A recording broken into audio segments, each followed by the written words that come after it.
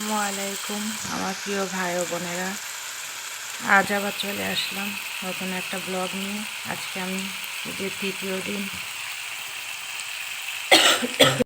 আসসালামু আলাইকুম আমার প্রিয় ভাই ও বোনেরা, আজ ঈদের তৃতীয় দিন চলে আসলাম নতুন একটা ব্লগ নিয়ে। আজ আমি রান্না করতেছি ভেন্ডি চচ্চড়ি। এখানে সব রকম মশলা দিয়ে সুন্দর করে কষিয়ে নিয়েছি।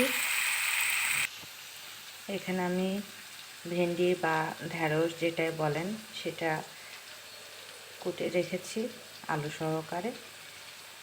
গোশ রান্না খেতে খেতে আর ভালো লাগছে না, এই জন্য একটু অন্যরকম তরকারি রান্না করছি, ভেন্ডি চচ্চড়ি এবং ছোট মাছ চচ্চড়ি। এই জায়গায় আমি ছোটো মাছগুলো ভিজিয়ে রেখেছি।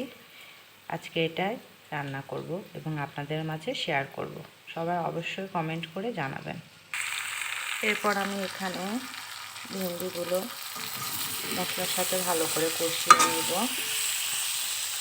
সবাই আমার সাথে থাকবেন, আমাকে কমেন্ট করবেন, শেয়ার করবেন এবং আমার ভিডিওটা কেমন লাগছে অবশ্যই জানাবেন।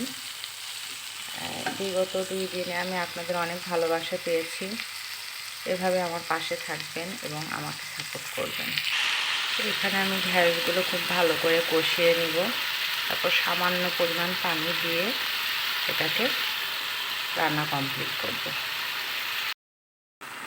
তারপর এখানে ঢ্যাঁড়সগুলো চচ্চড়ির জন্য ভালো করে কষায় নেওয়া হচ্ছে। আমি একটু শুকনো মরিচের গুঁড়ো কম দিয়েছি, কাঁচামরিচ দিয়েছি, এই জন্য একটু হয়তো বা সাদা সাদা লাগতেছে। এরপর কষানো শেষ হয়ে গিয়েছে, আমি পরিমাণ মতো পানি দিয়ে দিয়েছি। এই পানিটায় একদম শুকিয়ে ভেন্ডিটা চচ্চড়ি করে ফেলবো। শেষ পর্যন্ত আমার সঙ্গেই থাকবেন। তারপর এখানে আমার ঢ্যাঁড়স চচ্চড়ি হয়ে গিয়েছে। 2 জন মানুষের রান্না তো ওই জন্য অল্প করে করছি।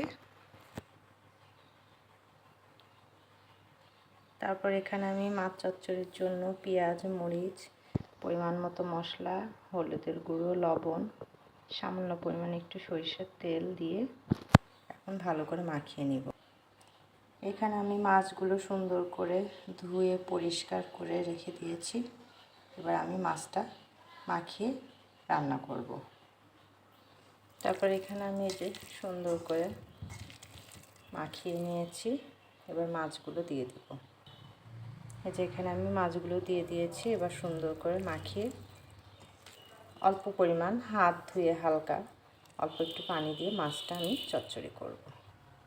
তারপর তো এখানে আমার মাছ চচ্চড়িটা মাখানো হয়ে গিয়েছে। আমি এখানে হাত ধোয়া সামান্য পানি দিয়েছি। আমি রান্না মূলত শিখেছি আমার শাশুড়ির কাছ থেকে, কারণ আমার অনেক অল্প বয়সে বিয়ে হয়, আমি রান্নাবান্না কিছুই জানতাম না। উনি রান্না করতো আর আমি পাশে বসে দেখতাম, দেখে দেখেই শিখেছি।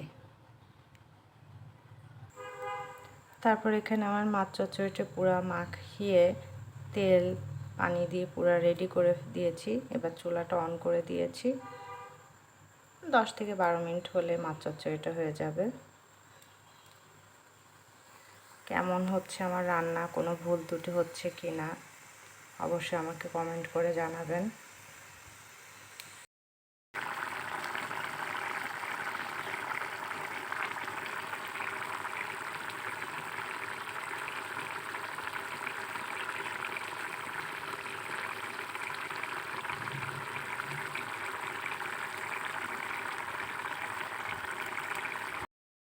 এখানে আমার মাছ চচ্চড়িটা পুরো কমপ্লিট হয়ে গিয়েছে।